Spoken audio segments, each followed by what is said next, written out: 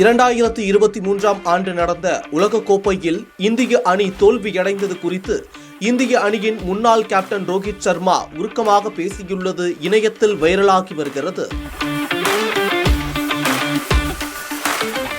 இந்திய கிரிக்கெட் அணி 1983ஆம் ஆண்டில் முதல் முறையாக ICC ஒருநாள் உலகக்கோப்பை வென்றது.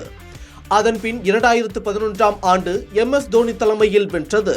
இதையடுத்து ஒருநாள் உலகக்கோப்பையை வெல்லாத இந்திய அணி 2023ஆம் ஆண்டு நடைபெற்ற உலகக்கோப்பையை வெல்லும் என எதிர்பார்க்கப்பட்டது. ஏனென்றால் அந்த உலகக்கோப்பையில் இந்திய அணி இறுதிப் போட்டி வரை சென்றதே காரணம். ஆஸ்திரேலியாவுக்கு எதிரான அந்த போட்டியில் ரோஹித் சர்மா தலைமையிலான இந்திய அணி தோல்வியடைந்தது ரசிகர்களுக்கு பெரும் அதிர்ச்சியை கொடுத்தது. இந்த தோல்வி சீனியர் வீரர்களான ரோஹித் சர்மா, விராட் கோலி ஆகியோருக்கு மிகப்பெரிய மன வலியை கொடுத்திருந்தது. இந்த நிலையில் 2023ஆம் ஆண்டு உலக கோப்பையின் தோல்விக்கு பின்னரே ஓய்வு அறிவித்து விடலாம் என நினைத்ததாக முன்னாள் கேப்டன் ரோஹித் சர்மா தெரிவித்துள்ளார். இது தொடர்பாக மாஸ்டர்ஸ் யூனியன் நிகழ்ச்சியில் பேசிய ரோஹித் சர்மா, அந்த தோல்வி உடலில் உள்ள அனைத்து சக்தியையும் உறிஞ்சிவிட்டது. தோல்வியை தாங்குவது என்பது ஒரு கடினமான விஷயம். ஆனால் அதோடு வாழ்க்கை முடிந்துவிடவில்லை. தோல்வி ஒரு பாடமே. அதனால் இதில் இருந்து மீண்டும் எப்படி புதிதாக ஒரு பயணத்தை தொடங்குவது என்று சிந்தித்தேன். அடுத்த கட்டமாக T20 உலகக்கோப்பை வருகிறது என அதில் கவனம் செலுத்த வேண்டியிருந்தது. கிரிக்கெட்டை விட்டு விலகிவிடலாம் என நினைத்தேன். ஆனால் விட முடியவில்லை. மீண்டு வர நேரமும் சக்தியும் தேவைப்பட்டது என ரோஹித் சர்மா கூறினார். 2023ஆம் ஆண்டு உலகக்கோப்பையை கைப்பற்ற தவறிய ரோஹித் சர்மா மிகுந்த மனவலியை சந்தித்திருக்கிறார்.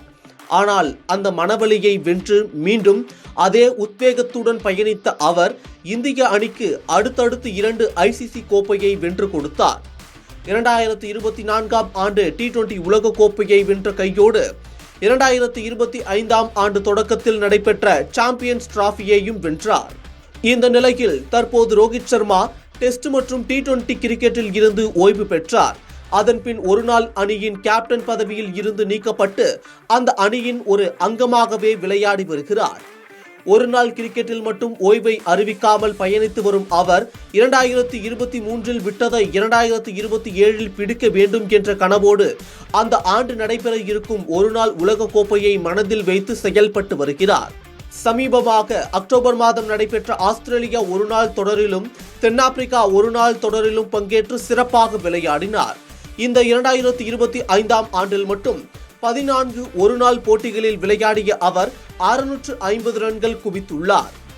மேலும் வரும் 2026ஆம் ஆண்டு ஜனவரி 11ஆம் தேதி தொடங்க உள்ள நியூசிலாந்துக்கு எதிரான ஒருநாள் தொடரில் அவர் பங்கேற்க உள்ளது ரசிகர்கள் இடையே எதிர்பார்ப்பை அதிகரிக்க செய்துள்ளது.